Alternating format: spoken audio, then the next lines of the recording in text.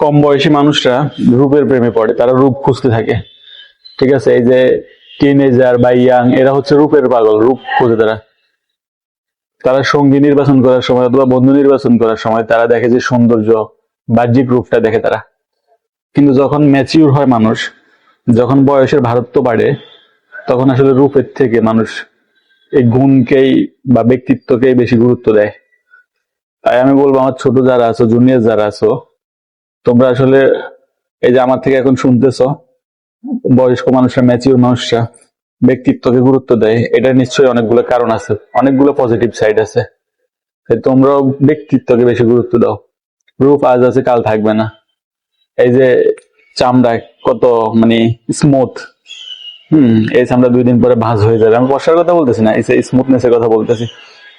কি টান টান আছে না, এটা কিছুদিন পরে কুচকাই যাবে, এটা ভালো থাকবে না। ব্যক্তিত্ব সারা জীবন ঠিক থাকবে। তাই ভালো ব্যক্তিত্বকে কাছে টানো।